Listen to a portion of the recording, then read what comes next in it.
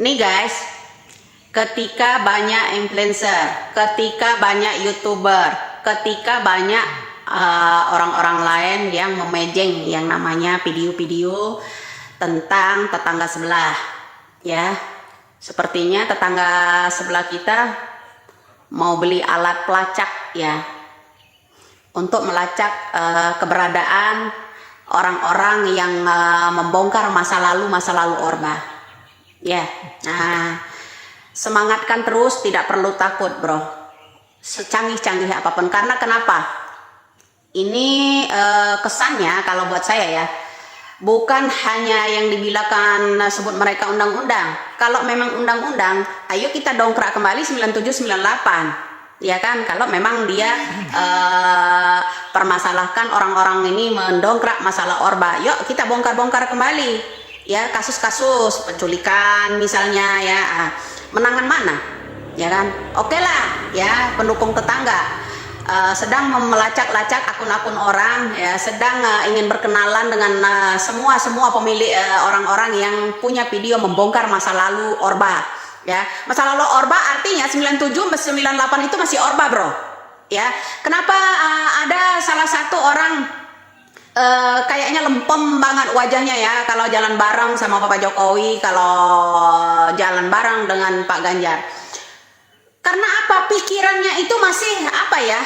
Kalau buat kita itu bukan sejenis apa ya, lacak ya, sejenis ancaman buat kita, nyawa kita pertaruhkan. Makanya saya tidak pernah takut. Ya, tidak perlu ya kawan-kawan semua, seluruh rakyat Indonesia posting-posting tentang masa lalunya.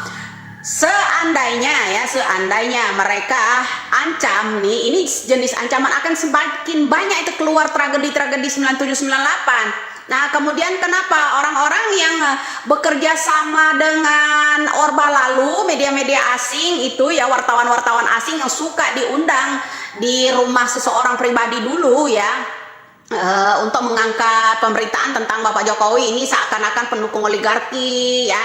Itu capres sendiri itu ya, yang masa lalunya sering kiok itu, yang suka bercerita, itu malah akan terkuak, bro. Jadi saat ini enggak Indonesia, enggak media orang asing itu udah pada cerdas, justru ya. Kenapa? 2016 lalu Bapak Jokowi membentuk tim khusus ya untuk penyelidikan masalah-masalah HAM masa lalu. Kemudian itu kedua, ya, Bapak Jokowi membentuk tim khusus pengejar data-data orang pengguna kasus-kasus BLBI, itu ketidakterimaan mereka ya. Kenapa?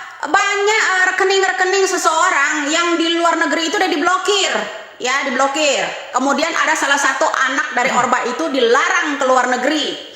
Baik itu Singapura banyak, ya, Australia, Swiss, Belanda, itu semuanya ada, ya. Ini saya bocorkan. Kenapa? Ancaman buat kita, mereka ingin melacak itu kenapa? Kenapa tujuannya? Ya inilah, kalau mereka terpilih, Orde Baru jilid kedua, Petrus jilid kedua, penculikan jilid kedua, ya akan kembali bangkit. Ya, ini udah jelas loh, jubirnya mereka, ya, jurkam mereka itu udah berbicara. Jadi seperti itu, bro.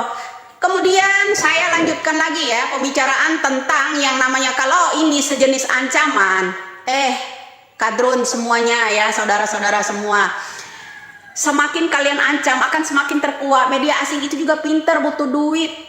Kalau dibeli mereka, data-data mereka itu akan dikembalikan. Sejak 2016 lalu mereka udah menyerahkan data. Tinggal bagaimana kalian ya sama Bapak Jokowi. Data-data HAM masa lalu itu udah ada di Bapak Jokowi. Yang namanya media-media asing itu udah serahkan ke Bapak Jokowi, belum ada yang tahu. Ayo, bagi orang-orang yang udah tahu, upload itu ya. Ketika Bapak Jokowi menerima yang namanya laporan-laporan media orang asing, dokumentasi orang asing itu yang udah diserahkan Bapak Jokowi, ya. Kenapa? Nah, kejagung kita kemudian alasan pertama, kejagung itu dibakar. Alasan pertama sebenarnya itu karena dokumentasi orang asing sudah masuk sejak 2016 lalu. Kita 2016 lalu apa sesudahnya? Kita kejagung kita terbakar. Kemudian yang konferensi pers di meja Meja umum siapa? Tahu lah ya. Nah, jadi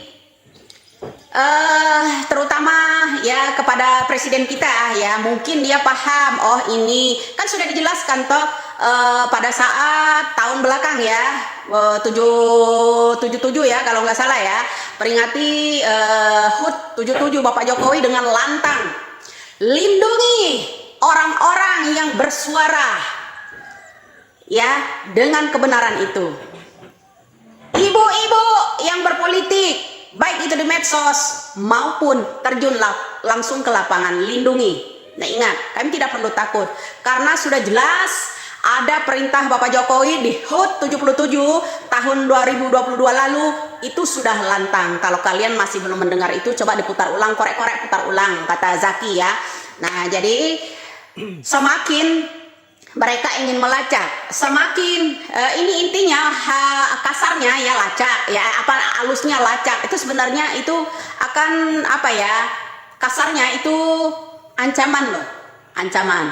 Nah jadi semoga aja capres dan cawapres mendengar itu ya, siapa yang harus kita pilih. Makanya saya bilang Indonesia butuh pemimpin yang merakyat, melindungi rakyatnya dalam ancaman apapun ya. Kalau menyampaikan kebenaran itu, ya memang orang jujur, orang pembenaran itu ya, mahal sekali bro. Kita ini tidak ada bayaran dari pemerintah ya. Kita tidak ada bayaran dari kau-kau komen itu. Kemudian apa ya? Dalam terancam, ingin dilacak dan segala macam.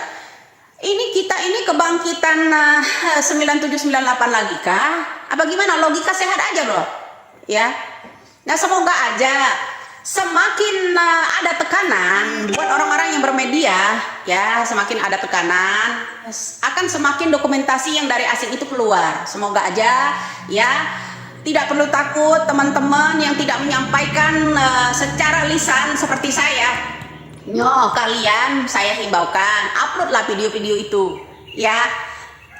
Tidak perlu kalian, kalau memang kemampuan kalian tidak mampu ya, seperti saya misalnya menyampaikan secara langsung, secara lisan seperti ini ya, kita data-data itu uploadlah video-video itu ya, upload supaya terlihat kembali. Tidak perlu takut, belajarlah kalian mengupload semua itu melalui YouTube dan lainnya, karena ini perang media jelang pilpres ya. Jelang pilpres ini biasa mereka membolak-balikkan captionnya, ini ya postingnya ya, seperti itu, seperti biasa. Jadi saya harap teman-teman agar memberanikan diri ya, upload sebatas kemampuan kalian, cari dokumentasi itu ya. Salam waras, salam NKRI, semangat terus untuk bangsa. Nah itulah penjelasannya Widya terhadap kegelisahan gerombolan cendana, di mana mereka mengancam orang-orang yang mengupload video di media sosial manapun itu yang terkait dengan kasus-kasus yang terjadi pada saat Orde Baru. Saya kira ini sangat berbahaya. Bagaimanapun caranya kita harus melawan, karena kalau tidak mereka akan menjajah kita secara brutal seperti yang terjadi pada Orde Baru. Saya kira Nyai Widya cukup berani untuk mengungkapkan persoalan apa yang menjadi rencana mereka. Tentu kalau Pak Prabowo menjadi presiden atau terpilih menjadi presiden 2024, maka sudah dipastikan bahwa Orba Jilid 2 akan bangkit lagi seperti dulu. Kebebasan berpendapat tidak ada. Artinya siapapun yang mengkritik Prabowo pasti akan dihilangkan. Inilah yang terjadi pada saat tahun 1998, di mana pejuang-pejuang kita, aktivis yang berjuang pada saat itu lenyap begitu saja tanpa diketahui keberadaannya di mana, dan saya kira itu tragedi yang sangat miris dan tidak ingin hal-hal seperti itu terulang lagi.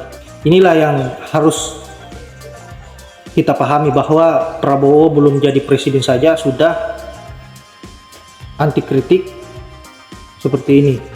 Artinya kalau orang ini berkuasa, kalau orang ini menjadi presiden, maka tidak ada lagi kebebasan berpendapat di negeri ini. Kita akan kembali ke perdebatan.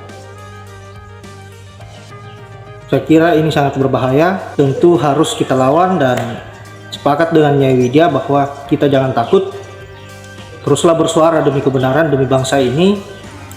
Kita jangan pernah mau dijajah oleh bangsa sendiri. Saya kira